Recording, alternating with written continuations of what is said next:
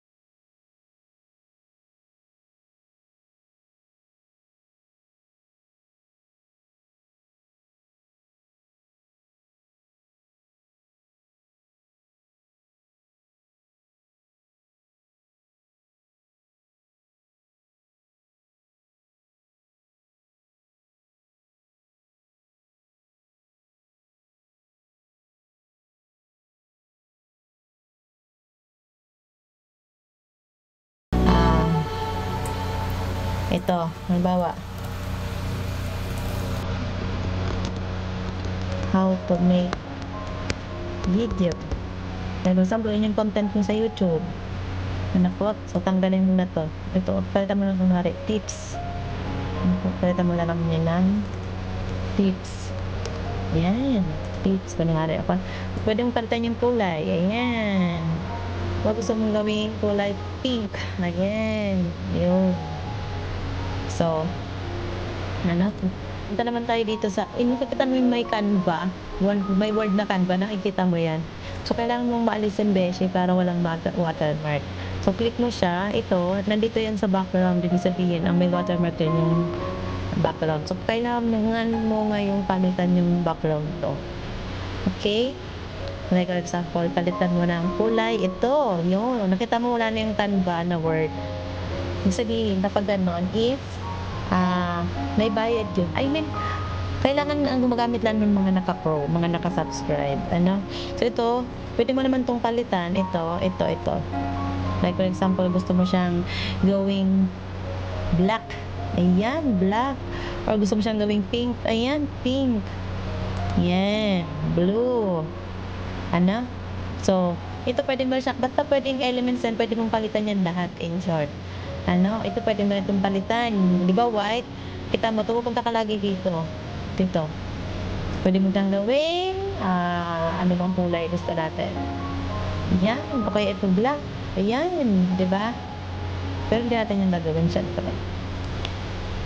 Example lang. Tapos ito pwede mo siyang i-move. Ayan. Pwede mo siyang i-move. Ayan. Pwede mo siyang ilagay dito. Pwede mo siyang ilagay dito. Or pwede mo siyang ilagay dito. Ano? So, okay? So, pag natapos mo na siyang gawin, pwede ka rin maglagay dito ng, may gusto ka pang idagdag dito. Dito. Sa nag-space. Punta ka dito sa text. Nakita nyo sa left side, merong design, merong elements, merong upload, merong text. Kasi sa upload, ito yung mga in-upload mo. Yan, ay yung mga in-upload ko. Kita nyo ba? Ang dami. So, sa text, kung ba may gusto kong idagdag ditong something na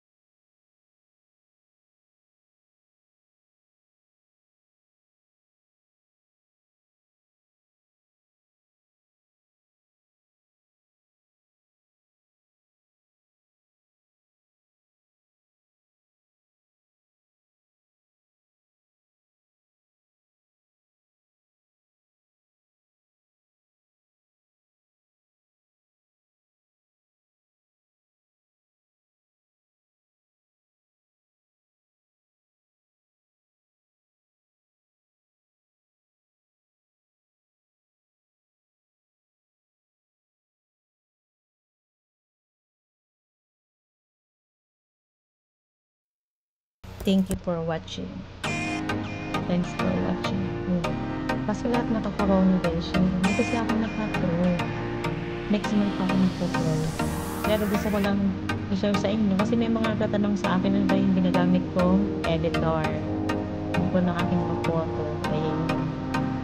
So next, close na natin to. Yung ginawa natin. So, ang bawa yan, okay ka na dyan. Gusto mo siyang kontento ka na dyan. So, punta ka dito sa share. Kita mo itong share. Click mo siya. Gusto mo siyang i-save. Punta ka dito sa download. Then, click mo to. Ako laging gamit ko is JPG. Laging ginagamit ko kapag gumagawa ko ng thumbnail. Ayan. Download. Automatic na download din siya dun sa kung saan mo siya gustong makita. Sa gallery, gano'n, sa downloads, sa laptop naman.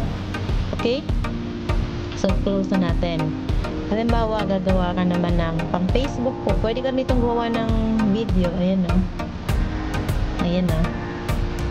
Ayan. Yung ginamit ko nung nakaraan birthday ng pet ko. Ayan. Ayan. Huwag may makikiss. Ayan. Click mo lang siya. Then, pwede mo siyang i-edit. Ito, pwede mo siyang i-edit to, mga to. Diba? Double click mo lang lagi. Then, ito, pwede mo siyang i-edit. Palitan mo ng videos nyo. Kung may video kayo. So, ito, diyan, pwede mo rin palitan. Ito, pwede mo rin palitan background. Huwag ka lang din dito sa left side. Okay, pwede mo rin siyang palitan ng kulay. Ayan. Pwede mo rin siyang i-crop. Ayan. Okay. Then, yung animate na naman ito, nakita ito. Ayan, kung paano siya papasok doon sa ayan, ganun yung mga animate. Ano? Okay. And, for example naman is, gagawa ka naman ng presentation, pwede rin dito. Sa office. Ayan, no? Ayan, pwede ka rin gumawa dito, Beshi. Edit mo na lang itong yung mga pag-animate. Ano? Dito po ako gumagawa ng aking mga video at saka mga photo. Ano po ako dito lang ako gumagawa ng thumbnail. And dito rin po ako gumagawa minsan dito na ako gumawa actually ng resume ko. Ayan. May mga templates dyan, example. Ayan o. May example ito. Ayan. Pwede mo lang siyang i-edit. Yan, palitan mo ng picture mo. O, diba? Delete mo lang siya. Image. So, palitan mo siya ng picture mo. Ayan. Ito. Ayan. Palitan natin ng picture mo. I'm sorry. Ayan. Ayan. Bongga. Palitan mo ng picture mo. So, ayan. Palitan mo na lang to kung anong mga gusto mong ilagay na details mo. Ayan. Okay? So, dito po ako gumawa ng resume. Nasa nga ba yung resume ko? Papakita ko sa inyo. Dito ko nga ba talaga ginawa na yun? Parang palitan ko. Ito po yung aking resume. Ayan. So, nakalak nga lang. Dahil ko siyang nilalak. Para hindi siya magalaw at ma-delete. Ayan po yung aking resume. Then, dito rin po ako gumagawa para sa akin mga clients. Sa aking mga customer. Yan. Inilit ko lang yan dito lahat.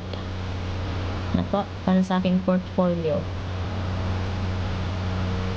Lahat ang aking creation.